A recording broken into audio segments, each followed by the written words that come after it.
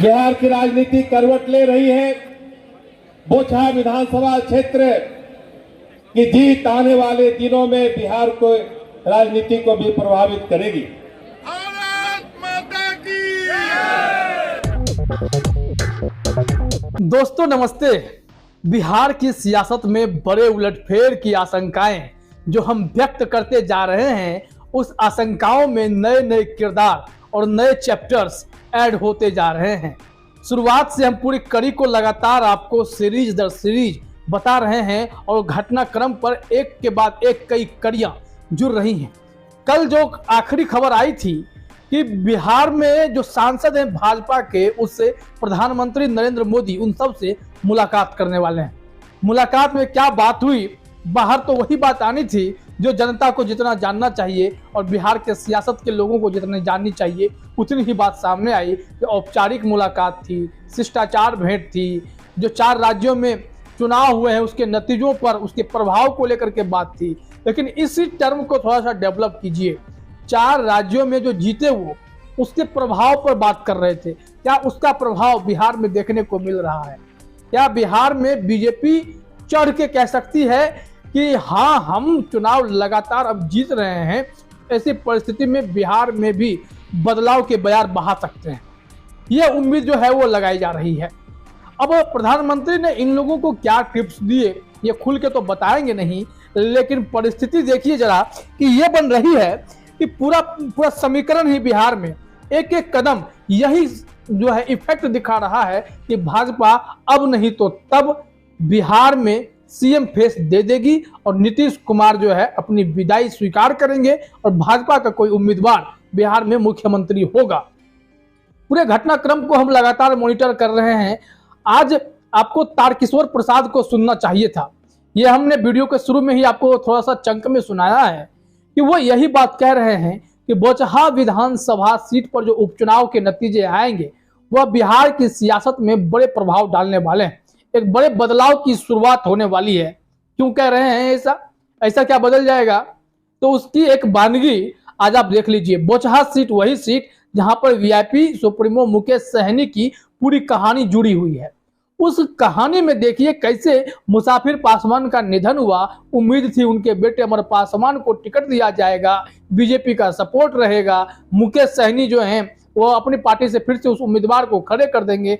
पूरा समीकरण उल्टा पुल्टा हो गया। कैसे हो गया? मुसाफिर पासवान के बेटे सहानुभूति वोट बटोरते हुए अमर पासवान जो है वो तेजस्वी यादव के पास चले गए। तेजस्वी यादव की पार्टी के जो कैंडिडेट थे, जो रमई राम अपनी बेटी को टिकट दिलाना चाहते थे, वो जो है मुकेश सहनी के पास चले गए। और बेबी देवी जो 2020 के विधानसभा चुनाव में रो रही थी, उन्हें बीजेपी ने इस बार हंसने का मौका दिया, टिकट दे दिया। मुकेश सहनी का कार्यकाल 2022 में वैसे भी विधान परिषद से खत्म होगा। इसके पहले कुछ और भी सोच पाते वो कि उनके 3 विधायक जो लगातार बागी तेवर दिखा रहे थे, उसमें सुवर्णा सिंह थी, उनमें राजू सिंह थे, उसमें मिश्री लाल यादव थे। इन तीनों विधायकों ने पाला बदल लिया और भाजपा अपने संख्या बल में और मजबूत हो गई।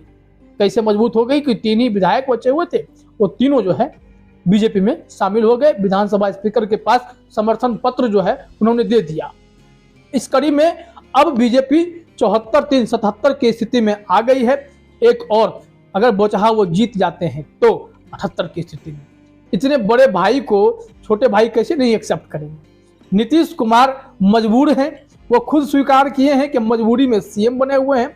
और तारकिशोर प्रसाद की कड़ियों को मिलाइए, प्रधानमंत्री का बीजेपी सांसदों से मुलाकात की कड़ियों को जोड़िए, उसके साथ ही साथ नित्यानंद राय का अचानक बिहार आकर के नीतीश कुमार से मुलाकात और बुके का आदान प्रदान, इन चीजों को, इन कड़ियों को जोड़िए। और उससे भी पहले अगर कड़ियों को जोड़ना चाहते हैं तो जो घटनाक्रम आपने देखा था कि विधानसभा में कैसे नीतीश कुमार आग बबूला हुए, विधानसभा स्पीकर पे भड़क पड़े, आखिर कहीं का गुस्सा उन्होंने कहीं उतार दिया। तो अब इस मजबूर सीएम नीतीश कुमार की किस्मत में क्या लिखा हुआ है? राजनीतिक पंडित कहते हैं कि बीजेपी इनको कुछ बड़ा ऑफर करेगी।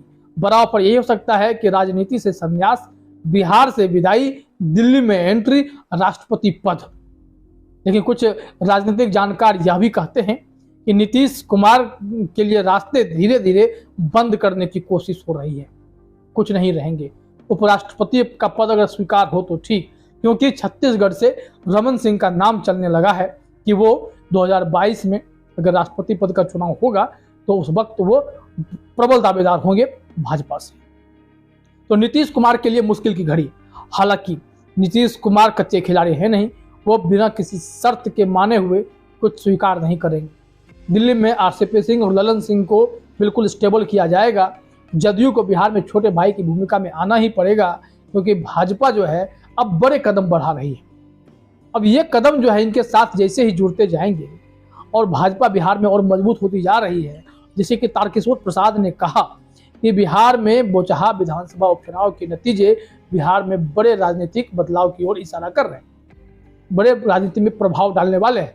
प्रभाव का सेंस यही है कि आपको अप्रैल से मार्च, अप्रैल, मई, जून, जुलाई मैक्सिमम, इस बीच में महीने 2 महीने के अंदर में आपको बड़े बदलाव देखने को मिल सकते हैं। एनडीए में ही सत्ता पलट की स्थिति उत्पन्न हो सकती है। उत्पन्न इस मायने में होगी कि भाजपा से सीएम पद का कोई उम्मीदवार सामने आपको दिख जाए।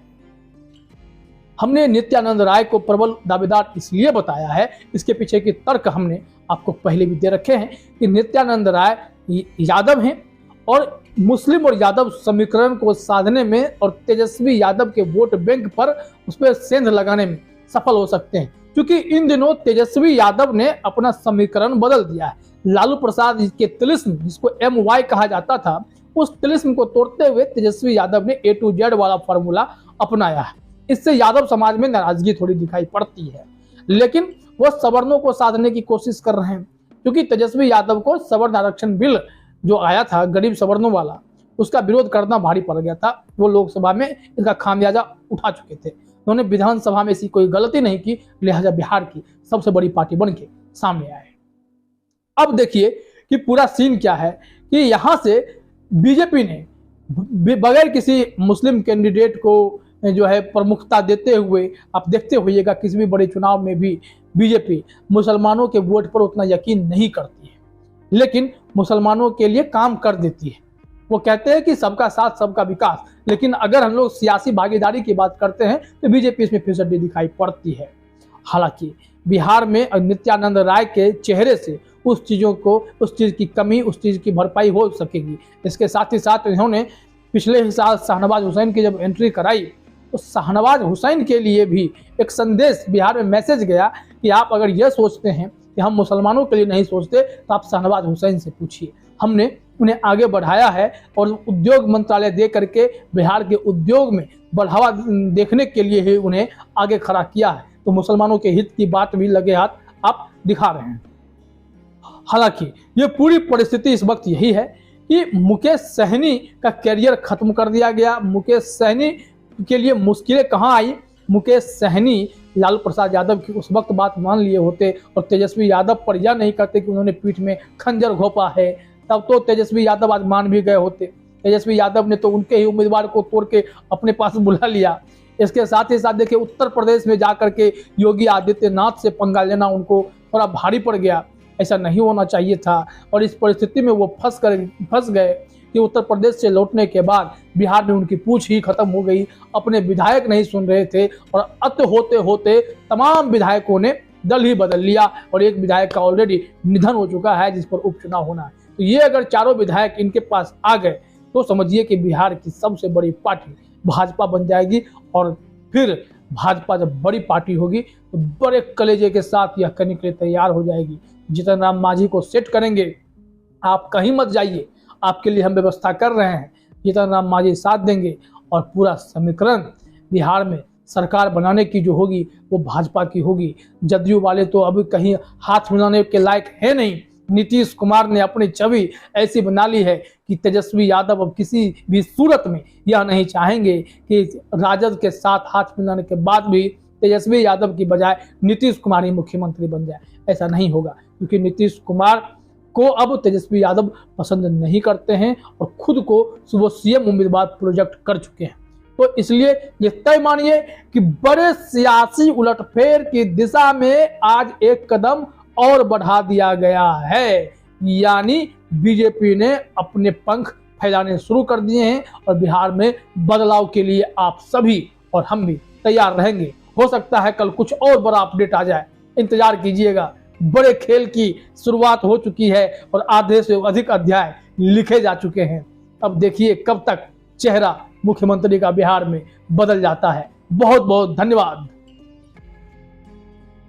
और भी ऐसी खबरों के लिए हमारे चैनल को सब्सक्राइब कर लें। अगर आपको ये वीडियो पसंद आया हो तो इसे लाइक करें, शेयर करें। धन्यवाद।